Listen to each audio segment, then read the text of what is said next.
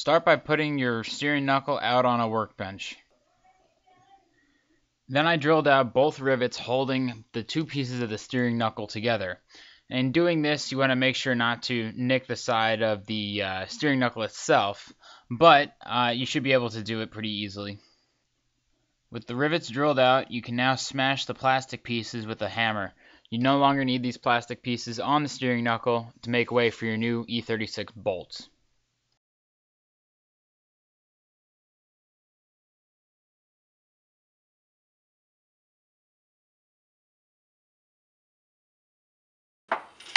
So it's kind of a tight fit, but basically what you want to do is you put that piece there that you just drilled out, and this piece goes on top of that like that, and they mesh together. Then you take your bolt, and you can stick them through here to start out with. Then you can take your other piece, the other part of the knuckle, and if you have a pre-existing E36 knuckle, you don't need to do anything with that. You don't need to use that. It's worthless basically for this swap. Yeah, this is a little tricky. Again, it's a very tight fit, but there we go. So what you want to do is you want to get out your taller spacers right there, like that. You want to slide them onto the bolts, like that. Now take the other part and slide it onto the other ends of the bolts, like that. A little tricky. There we go. And again, it's a very tight fit on these because they're engineered together. But there we go. Give them a little tap on with your hand. Then you get to a point like that. You get the little spacer, and this little guy basically goes and reduces all that play in the knuckle. So you just kind of put them like that. And the next one, here he is. Stick them in there like that. Now, as I tighten it down, you will see those little spacers start to go up into the knuckle right there, and will keep the space even on the bolt. Then you want to get your little washer. I'm going to slide your little washer on like that. Now, actually, I'm going to take off my gloves for this part because it's kind of small, but basically that's what you want to do. Then take your lock nut and start to thread it onto the bolt. And if you see, that little spacer inside is now reducing the amount of play in the knuckle, like that. Then get your little your little washer here, and your lock nut, slide them on. And I bought the deluxe kit from Dungeon Motorsports, so he gave me also the other two spacers for the steering rack, these big guys, which I'll get into later. But basically that's what you end up with. Then what you want to do is plant it in a vise. And all that's left is to tighten down the Allen head as well as the little nut on the backside. The Allen head is an 8mm, and if I'm correct, the nut is a 16mm. And you don't need to crank them down, you just want to get them real tight though. And they are lock nuts, so you don't have to worry about them coming apart ever again. And if you saw me there, I was trying to flex the knuckle. I'm testing for any play that's in it, and you want to make sure that you eliminate any of this play because you will feel this when you turn the car. And once both sides are tightened down, you are good to go. Okay, so you want to start out with your E30 subframe as well as your E36 steering rack on the floor. If you look at the E30 subframe, you'll see these two little pins towards the back for the mounting holes. Those should be facing towards you, or if you were to be mounting this in the car, towards the rear. They have longer bolts that need to mesh into them, so that's what you got to do. Now you want to slide over your E36 steering rack, and you want to put it into the subframe. They kind of interlock. And you're going to notice that there's going to be some space. So if you buy the kit from Dungeon Motorsports, which includes the two spacers that you are going to need, it eliminates 100% of that space in between the subframe as well as the steering rack. These are bolt-on products. They are really genuine, made in the United States of America, and they are 100% good quality spacers. So I'd recommend buying that, and once you have those in, you can just eliminate the space in between the steering rack as well as the subframe. Once they're in, you can kind of bolt everything up and tighten everything down, and you're good to go. And you can also use the pre-existing bolts and nuts from the old steering rack. Now if you go back to the knuckle, I would recommend just taking a little bit of grease and rubbing it into the splines, just to make it a little bit easier when you go to slide it back onto the steering shaft. Now just slide back on the modified knuckle and tighten down its 13mm bolt and nut. Now I'm going to move on to the sway bar, and it's really simple. Just take out the drop link. I don't have great video footage of it, but this is the best I could give you, is to just take it off and replace it the same way it came off.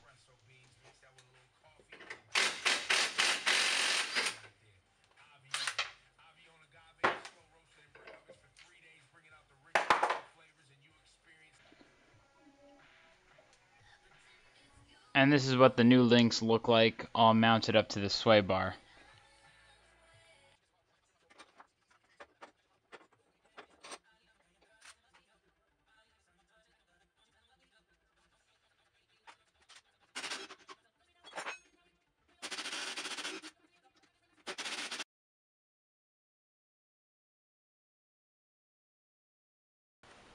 With the sway bar complete, I then moved on to the struts.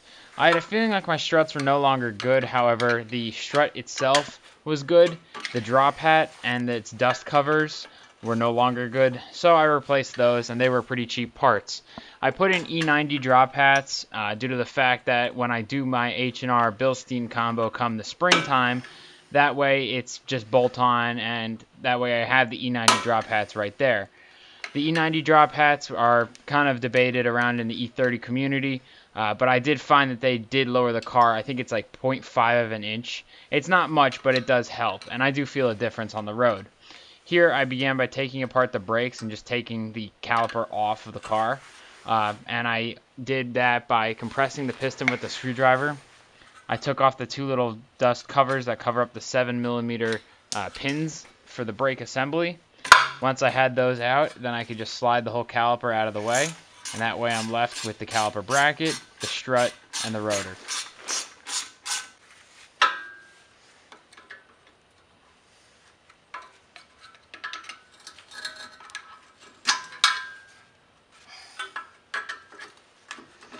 And just a reminder, don't forget to disconnect the ABS wires. They're up in the engine bay and they're a little yellow plug. And just don't forget to disconnect those when you take out the strut. They look like this.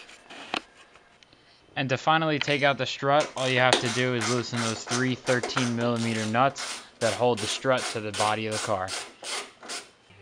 So many parts! And the last and final thing before you throw the subframe back into the car is you're going to want to remove the high pressure power steering hose from that steering rack. If you see it in the front, it kind of looks like a furnace hose, and it's held on by a 22mm banjo bolt at the top, two 10mm bolts holding it to the rack itself, and then it just slides right off the rack.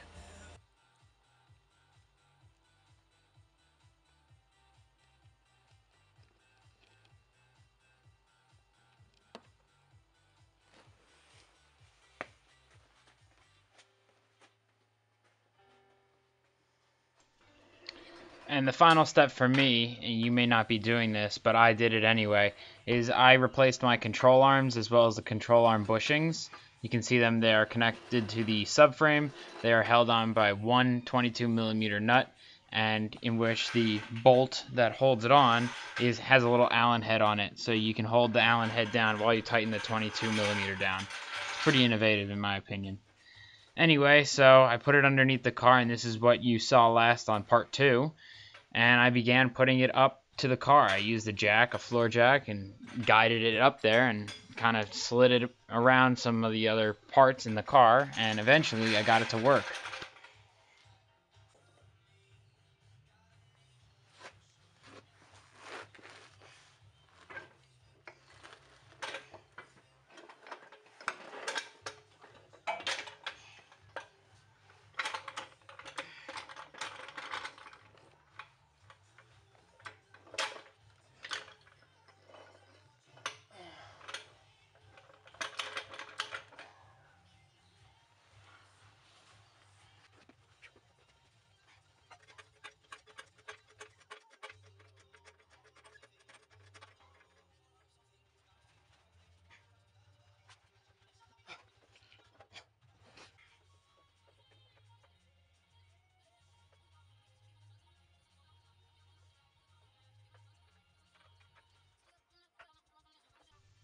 And after a while I was able to line it up enough to put a bolt through it and hold it to the chassis of the car.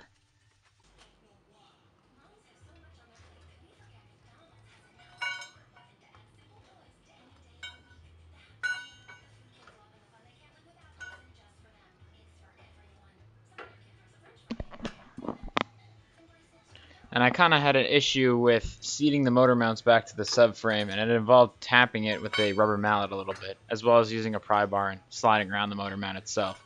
However, after playing with it for a little while, I figured it out and got it seated, and that way I could tighten up the subframe to the chassis of the car.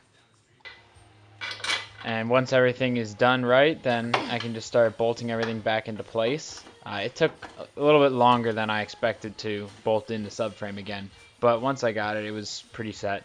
Now, you also want to keep the engine supported either with a floor jack or engine support bar till the very end, due to the fact that the subframe and the motor mounts will just move around ever so slightly. So you want to make sure everything is bolted up correctly before you drop down the motor. And it's finally the time I've been waiting for. Now that the subframe is bolted back into the car, I can begin by lowering down the engine.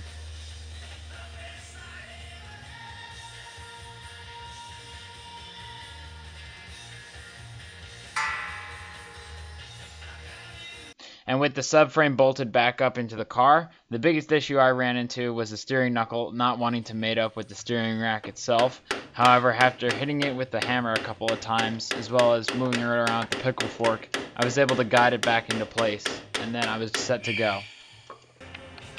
And since I wanted to keep power steering, this is the way that I used the power steering lines, the low pressure as well as the high pressure power steering hoses. You want to make sure with these, you can actually use the pre-existing E30 ones. You're going to have to bend them a little bit, but you can make it fit. And just be very careful not to cross thread or strip out the banjo bolts that hold everything together, because then you're going to be in a predicament. Congratulations! So you have swapped in your E36 steering rack, which in my opinion was the hardest part of this whole overhaul. And you can see here, I just tighten up my new control arm bushings as well as the control arms to the rest of the car. From here on out, it's pretty easy. It's little things with tie rods and what have you, and I'll show you how to do everything.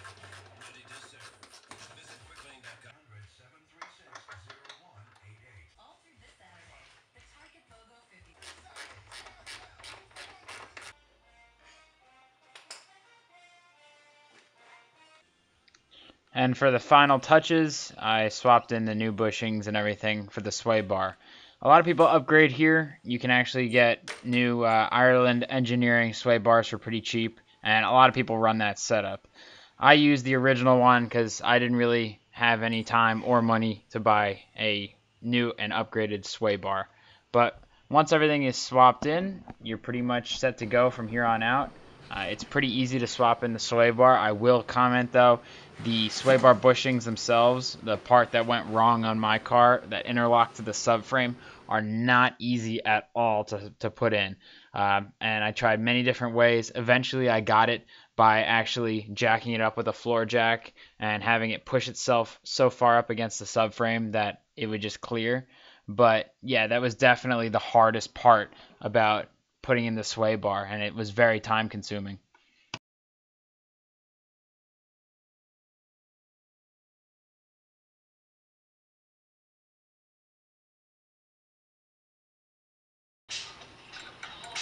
And here you can see I put the drop link and it connects in with the control arm, but yeah, it's pretty easy. It's only one little nut.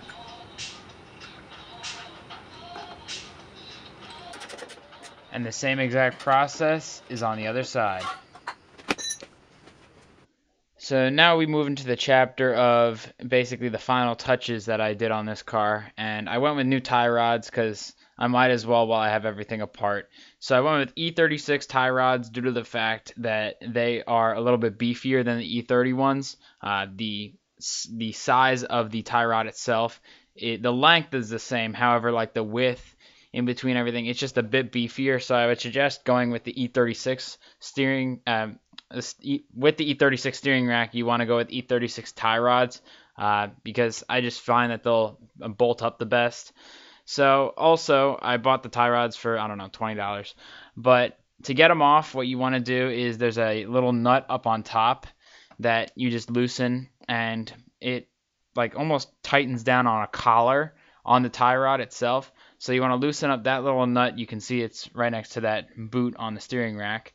With that loose, you then want to take your 13 millimeter wrench and hold down that little part, the little end of the little outer tie rod where that nut is. It's actually got a hex head to it. You want to hold that down, and you'll see me in a second just try to turn the tie rod. And to free it up, I use a little bit WD-40 in there. And to free it up, I just kept on turning it until the point where it broke loose, and then I could spin off the tie rod.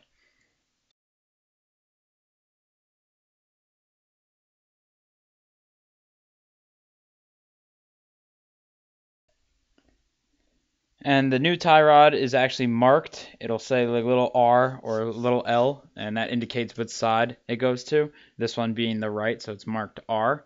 And it's the same exact process. All you got to do is thread it back on to the outer tie rod on the steering rack. And once that is done, then you bring down the nut as well as a little collar washer. And once you tighten those up, the tie rod is in place. Now, when you do this, don't do what I did and tighten down that nut so fast. You want to leave everything loose, and so once you get the strut back in, then you can do the alignment, because then all you're going to have to do is loosen that back up, and there's no point to doing that. So here we go with putting the strut back in and then getting the alignment done. And I actually did the alignment by myself, so I'll show you how I did that.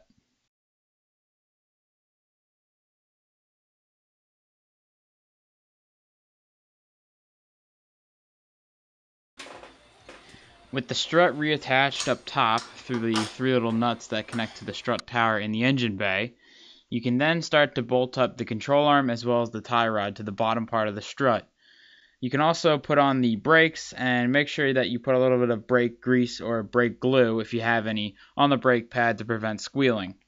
One other note is to just make sure that your ABS lines aren't messed up in any sense, and make sure that the sensor is still tight into its little port where it goes into. So just a couple little pointers, but yeah, make sure that everything's tightened up, and this is one part that you do not want to screw up on. And also, you want to use a jack, and you want to actually jack up underneath each connecting part, so being the tie rod, and you want to jack up underneath that, as well as you want to jack up underneath the control arm.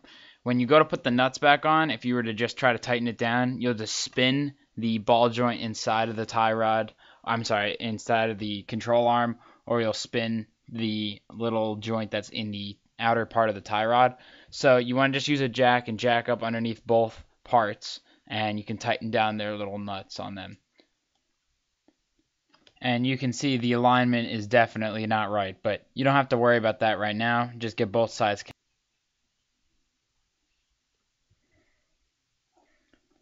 So now I fill the engine with oil. I used Castrol GTX 10W40. It's my winter oil, and being that I'm coming up into the winter months, I should fill my car up with winter oil. And the last and final step, I probably should have said this earlier, is you want to check the steering knuckle for any binding. You can see right there at that joint, it does bind a little bit. To correct this, you can use some sandpaper, a file. I use the Dremel because it's the quickest and easiest way. And you just have to grind down and shave down just a very little bit of metal off of the knuckle. And once there's no binding present, then you're good to go. This is kind of what the binding will act like. It gets real tight and stiff in one part, and then it frees up all of a sudden and is loose again. And now it's time to put on the wheels.